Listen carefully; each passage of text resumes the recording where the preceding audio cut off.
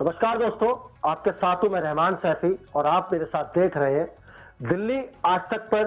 यह हमारा खास प्रोग्राम जो एमसीडी कर्मचारी को लेकर है। आज एमसीडी विभाग से हमारे साथ यहाँ पर डीवीसी यूनियन के अध्यक्ष आनंद शर्मा जी हैं।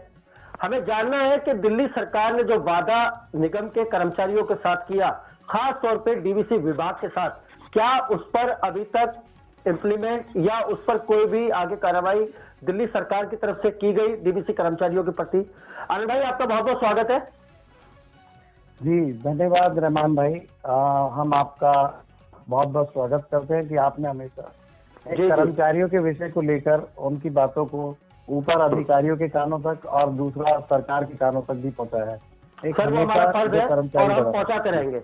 आनंद भाई, मेरा पहला सवाल आपसे यही है, जिस तरह से अभी हमने देखा पिछले दिनों एक पुलिसकर्मी के साथ एक हादसा हुआ एक अपराधी द्वारा, उसको दिल्ली सरकार के मुख्यमंत्री अरविंद केजरीवाल जी ने 1 करोड़ की धनराशि देने का ऐलान कर दिया और उस तक पहुंचाई भी, खुद देने गए।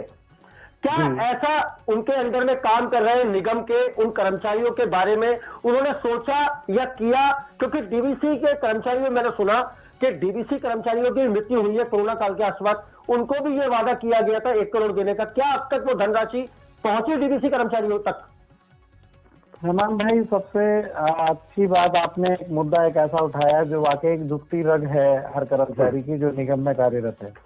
और आज डीवीसी कर्मचारी के साथ साथ हमारे सफाई सैनिक हैं जो साथ में और सैनिक भी, जिसमें भाइयों ने जो निगम के कार्यकर्ता रहे हैं, निगम में कार्य करने वाले रहे हैं, डीवीसी के साथ साथ डीवीसी कर्मचारी भी लगातार ये समझिएगा कि उसने कोरोना काल में एक दिन भी बिना छुट्टी किए, यहाँ तक कि अपने सब कुछ उसने त्याग कर, अपने परिवार को त्याग कर, अपने काम को अपने आग ऐसी आग में झोंका जिस टाइम हमारा कोई भी साथी या कोई भी परिवार का सदस्य या कोई भी बाहर निकलने से कतरा रहा था कि जान जैसे बाहर हवा में जहर फैल गया हो।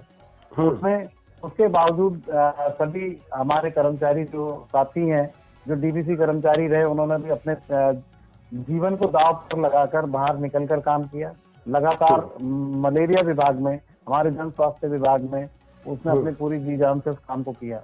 लेकिन लगातार इस काम के करने के एवज में आज जिन लोगों की हमारे 4 से 6 साथियों की उस दौरान जान गई, आज उनको मिला कुछ नहीं। आज उनके परिवार दर दर भटक रहे हैं। साथ में जो केजरीवाल जी ने भी कहा था कि जो भी कोरोना के दौरान जिसकी भी मृत्यु होगी या जो भी शहीद होगा, उस समय उसको 1 करोड़ की धनराशि दी जाएगी। लेकिन ना तो केजरीवाल जी के थ्रू कोई सहयोग मिला और आज वो कर्मचारी अपने, ना तो सफाई सैनिक भाई और ना डीवीसी सैनिक भाई, अपने जो है डीवीसी कर्मचारियों के परिवार को उसमें कोई राहत राशि नहीं मिली। मतलब कुल मिलाकर बात यह है कि दिल्ली सरकार ने अभी तक कर्मचारियों के प्रति, निगम के कर्मचारियों के प्रति अपना कोई भी वादा पूरा नहीं किया। जी हाँ, अभी निगम के कर्मचारियों के लिए उन्होंने अपना कोई वादा पूरा नहीं किया। एक चीज और है यहाँ पर बहुत जरूरी है वो भी जानना। जिस तरह से हमने देखा कि आपने प्रदर्शन किया, कई बार डीवीसी यूनियन ने प्रदर्शन किया और बार बार निगम की तरफ से आश्वासन देके आपको वहां से हटा दिया गया और अपने अपने घर भेज दिया गया। क्या आप दिल्ली सरकार ने वादा किया था कि कर्मचारियों की हर मांग, हर जरूरत को पूरा करेगी दिल्ली की सरकार निगम में आने के बाद? अब निगम में भी सरकार आ चुकी है और निगम पार्षदों ने शपथ भी ले ली है। हाँ, ये बात और है कि अभी तक मेयर का चुनाव नहीं हो पाया। ऐसे में आपकी रणनीति क्या रहेगी दिल्ली सरकार को अपने सारी मांगे पहुंचाने की? प्रदर्शन करेंगे, धरने पर बैठेंगे, हड़ताल करेंगे या किस माध्यम से वहां तक ये सारी बातें पहुंचेंगी? अब देखिए, सबसे पहले बड़ी बात तो यही है कि हम कहें तो कोई भी कर्मचारी हड़ताल या प्रदर्शन या रोड पर नहीं आना चाहता है। कि अगर किए गए वादे या सरकार या आपका निगम प्रशासन या निगम अधिकारी उस बात को अपने आप की कर्मचारी के दुख को समझकर उस बात को पूरी तरीके से अपने पूरा कर रहा होता, तो आज शायद कोई भी कर्मचारी आज हड़ताल पर या रोड पर प्रदर्शन नहीं करता।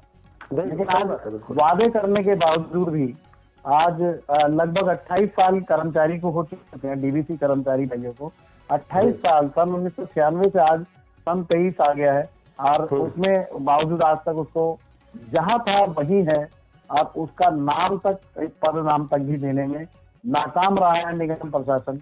और जबकि हमें आज उस बात के लिए 9 मार्च को ऑर्डर भी दिया जा चुका है और 9-11 नवंबर में 9 नवंबर को ही कमिश्नर ज्ञानेश भारती जी ने हमें आश्वासन दिया था कि इलेक्शन के बाद तुरंत इस पर संज्ञान लेते हुए आपको पक्का किया जाएगा। लेकिन निगम अधिकारियों की मैं तो कहूँगा तानाशाही, लगातार उस पर कुछ भी नहीं किया जा रहा है। यहाँ तक कि हमारे साथी पिछले लगभग अभी 2 महीने के दौरान में 4 साथी स्वर्गवासी हो गए और लगभग 7 साथी हमारे रिटायर हो गए। आज उनके परिवार को अगर रोड पर चलकर देखे तो 15,000 की नौकरी पाने वाला आदमी आज रिटायरमेंट लेटर तो ऐसे दिया जाता है जैसे सरकारी सिस्टम में बहुत धूम धड़ाके से उसको रिटायर कर रहे हैं, लेकिन उसके पास कुछ नहीं। और आज वो कर्मचारी खाली हाथ 15,000 की नौकरी से भी हाथ धो बैठता है। उसका परिवार जो रोड पर था 15,000 में वक्त पर भी नहीं मिलते थे, 3-3, 4-4 महीने वक्त पर नहीं मिलते थे, आज वह बिल्कुल और रोड पर आ गया और उसका फंड लापता है। उसके नौकरी का अता पता तो खत्म हो ही गया, साथ साथ उसका फंड लापता है। उसकी तनख्वाह समय पर नहीं मिलती थी, पद के ऑर्डर जारी होने के बाद भी लागू नहीं किए जाते थे। अत्याचार इतना बढ़ गया है कि हम कहें कि उसमें एक नागवार गुजर रहा है। अगर कोई डिमांड करने जाता है तो उसको उठाकर दूर अधिकारी भी आज उसको पर ऐसी जगह फेंकते हैं कि जिसकी डर की वजह से वो आगे अपनी डिमांड कर ही ना सके। उसको आप एक यूनियन चलाते हैं, इतनी बड़ी यूनियन है आपकी, सैकड़ों कार्यकर्ता है उसमें, ऐसे कर्मचारियों को इंसाफ दिलाने के लिए दिल्ली सरकार तक उनकी बात पहुंचाने के लिए क्या रणनीति रहने वाली है? यूनियन आखिर क्या कर रही है आपकी? देखिए, दिल्ली सरकार ने भी वादा किया है कि हम निगम में आएंगे तो हम सभी कर्मचारी को पक्का करेंगे जी। आज अगर निगम प्रशासन में आने के बाद भी हम कर्मचारियों को न्याय नहीं मिलता है तो मजबूर होगा कर्मचारी कि वो फिर दोबारा रोड पर आएगा। रोड पर आने के अलावा उसका रास्ता क्या है? आखिर कब तक यूनियनों के कहने पर कर्मचारी रोड पर आता चला जाएगा? और आखिर कैसे होगा उसका मसला हल? क्योंकि रोड पर आने का मतलब है उसकी अपनी नौकरी दांव पर लगाना। अधिकारियों का उनके ऊपर जो है एकदम से प्रेशर आ जाता है, वो पूरी अपनी जान लगा देते हैं और कर्मचारी को कहीं ना कहीं डर कर बैठना पड़ता है। इन सब समस्याओं को कैसे निकलेगा आखिर? ये सही कहा आपने कि कर्मचारी को लगातार डराया जाता है, साथ में उसके जब एक महीना 15-15 दिन वो रोड पर रहता है, उसकी छोटी तनख्वाहों से 15,000 में उसकी तनख्वाहें भी काट दी जाती हैं, जबकि वो निगम प्रशासन के किए ऑर्डर को ही तो मांगने के लिए बैठा हुआ है। जो अपने ऑर्डर किए हैं निगम अधिकारियों ने उसको ही मांगने के लिए कैसे इम्प्लीमेंट किया जाए। लेकिन लगातार वो उस चीज को देखकर हमें आज लगता है कि उसमें कर्मचारी अपनी जान को दांव पर ही लगाकर वहां पर बैठता है और आज उसे मजबूर कि अगर इससे पहले इसका कोई और कदम उठता है, हम लगातार उनसे बातचीत भी करते हैं और कोई लेटर भी देते हैं, यहाँ तक कि उनसे लिखित में मौखिक रूप से हर तरीके से बातचीत की जाती है। लेकिन एक ऐसा निगम में कहें तो एक तानाशाही रवैया है जो मुझे आज कहना पड़ रहा है। एक तानाशाही रवैया है। अगर एक 15,000 की नौकरी काम करने वाला, उसको लगातार ये भी किया जाता है कि उसको डराया जाता है, धमकाया जाता है।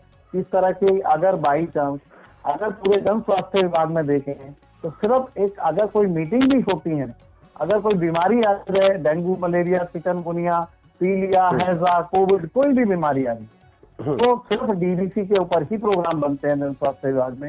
ऐसे कोई और कर्मचारी हो ही ना, इसमें डिपार्टमेंट में कोई और कर्मचारी ही नहीं है, सिर्फ डीवीसी के ऊपर एक पूरी फाइल बन जाती है, पूरी बड़े अधिकारियों की मीटिंग उसके ऊपर होती है। और उसके बावजूद अगर उसमें कोई छोटी से अगर गलती पा गई तो उस नौकरी को उसको खत्म कर देने के लिए टर्मिनेशन किया जाता है।